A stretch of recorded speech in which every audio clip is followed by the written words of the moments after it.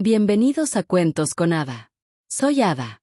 Esta noche abriré un relato que llega desde lo más alto, donde la luz no se mide en horas sino en juramentos. Una historia que habla de un ser marcado por la duda, por la culpa y por una decisión que cambió su destino para siempre. Prepárate, lo que escucharás es la memoria de un ángel que eligió un camino distinto al que le fue dado. Nací en un lugar donde la luz no se mide en horas sino en juramentos. Aprendí a volar antes de aprender a nombrar el miedo. Mis primeros recuerdos son de viento y de órdenes que llegaban como música. Las alas me crecieron como se le crece a un oficio, sin preguntar, sin demora. Cada pluma era una lección, cada vuelo una tarea cumplida. No había vanidad en ello, solo la certeza de que mi movimiento servía a algo mayor que mi propio latido. Al principio, la obediencia era una paz. Volvía de mis viajes con la sensación de haber encajado una pieza en un mecanismo perfecto. Había una armonía en la repetición, recibir, llevar, volver.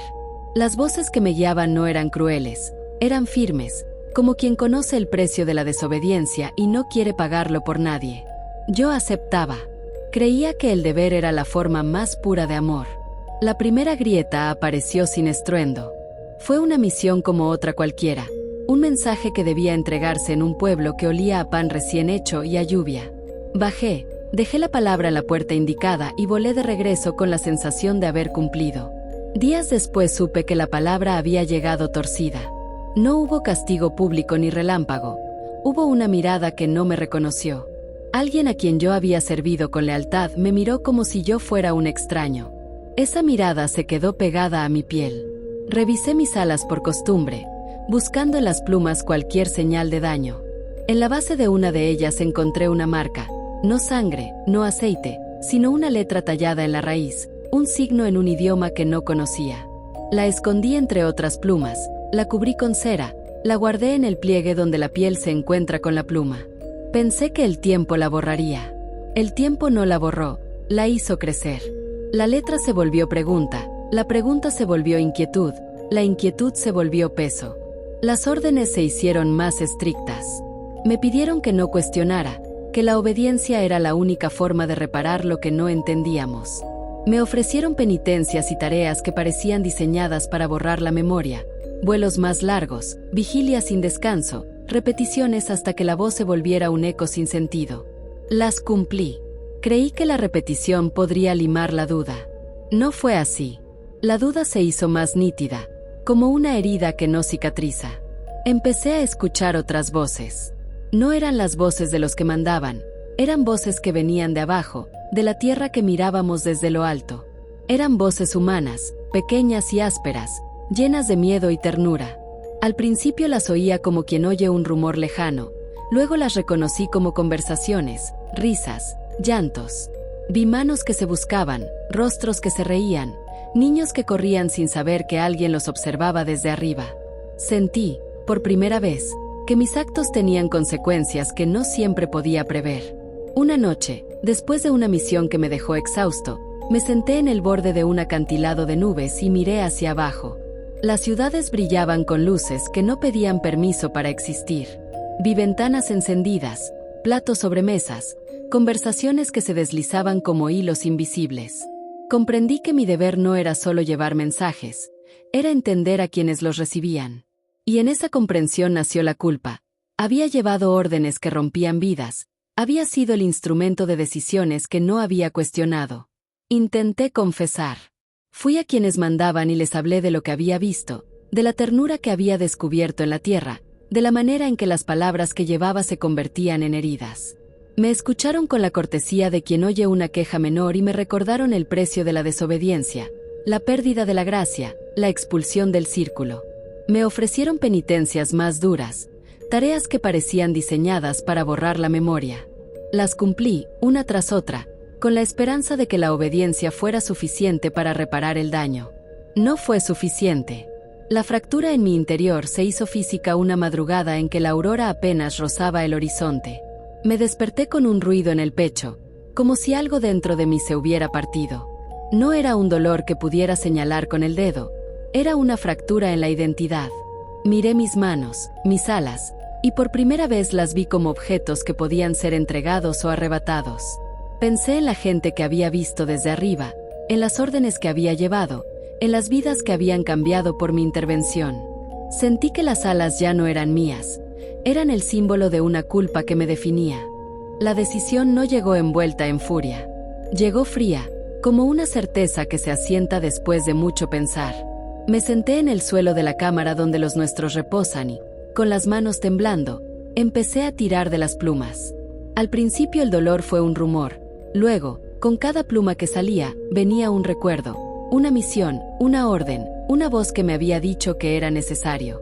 Con cada pluma arrancada, sentía que me despojaba de esas voces. Con cada pluma, la culpa se hacía más ligera y, al mismo tiempo, más nítida.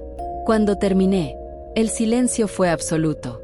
No había alas, solo la piel marcada por las raíces de las plumas, surcos que parecían mapas de lo que fui. Me miré las manos y vi que estaban manchadas de algo que no era sangre. Era la tinta de las órdenes, la marca de lo que había hecho. Las otras criaturas me miraron con una mezcla de horror y compasión. Algunos se acercaron, otros se apartaron. Nadie me ofreció consuelo. Nadie me dijo que había hecho lo correcto. Caminé hacia la puerta que daba al mundo humano. No tenía alas para volar, pero tenía un peso nuevo en el pecho, la certeza de que no podía volver a ser el instrumento que había sido. Descendí entre la niebla y me mezclé con la gente. Aprendí a caminar sin flotar, a sentir el suelo bajo los pies, a escuchar los pasos de los demás sin pensar en la distancia que los separaba del cielo. La vida entre los humanos fue una escuela de humillaciones y de pequeñas alegrías. Aprendí a comer con las manos, a dormir sin la vigilancia de la aurora, a sentir frío y calor de una manera que antes me era ajena. La culpa no me abandonó. A veces, en la noche, me despertaba con la sensación de que algo tiraba de mi espalda, como si las raíces de las plumas quisieran volver a crecer. Soñaba con las misiones que había cumplido y con las consecuencias que no había previsto. Soñaba con rostros que me miraban con reproche. Con el tiempo, la gente empezó a llamarme por otros nombres. Algunos me vieron como un loco, otros como un hereje. Hubo quienes me ofrecieron refugio y quienes me señalaron con dedos que no sabían perdonar. Aprendí a aceptar la mirada ajena como parte del precio. Pero había algo que no podía aceptar: la idea de que mi acto fuera interpretado como una simple locura. No era locura, era elección. Elegí arrancarme las alas porque no quería seguir siendo la mano que ejecuta órdenes sin ver a quién dañan. Elegí la carne sobre la gloria, la responsabilidad sobre la obediencia. Sabía que la decisión tendría consecuencias: la expulsión, la soledad, la incomprensión. Pero preferí eso a seguir siendo cómplice de un sistema que no preguntaba. Algunas noches, cuando la luna es delgada y el viento trae voces de lugares lejanos, siento que algo me llama desde arriba. No es una orden, es un recuerdo. Me pregunto si hice bien, si mi renuncia fue un acto de valentía o de cobardía. Me pregunto si, al arrancarme las alas, no he dejado un vacío que otros llenarán con peores manos. Me pregunto si la culpa que me liberó no es, en realidad, una condena que me seguirá hasta el final. A veces, cuando camino por calles donde la gente se cruza sin mirarse, me detengo frente a una ventana y observo una escena doméstica. Una madre que peina a su hija, un hombre que repara una bicicleta, un anciano que lee en voz alta. En esos instantes siento que mi decisión tuvo sentido, que preferir la carne a la gloria me permitió ver lo que antes no veía. Otras veces, cuando escucho noticias de guerras, de órdenes que se cumplen sin preguntar, siento que mi acto fue insuficiente, que arrancar mis alas no cambió el mecanismo que las produce. He dejado notas en bolsillos de abrigos, en libros olvidados, en las grietas de las paredes. No firmé con mi nombre celestial, firmé con la tinta de quien ha aprendido a vivir con la duda. La última línea que escribí decía: si encuentras esto, no lo leas como una lección. Léelo como una confesión. No busco absolución, no espero redención. Solo quiero que se sepa que hubo un momento en que preferí la responsabilidad a la obediencia, que preferí sentir el peso de mis actos a seguir siendo un instrumento. Quizá lo que cuento aquí sea verdad. Quizá sea una fábula que sirve para nombrar lo que no sabemos nombrar. Quizá la historia sea un espejo que refleja lo que tememos. Lo que queda es la imagen de un ser que eligió la carne sobre la gloria y pagó por ello con la soledad. Si alguien lee estas palabras y piensa que fui un traidor, que me juzgue. Si alguien piensa que fui un héroe, que lo diga. Yo me quedo con la sensación de que, al final, la libertad tiene un precio que no siempre se puede pagar con alas.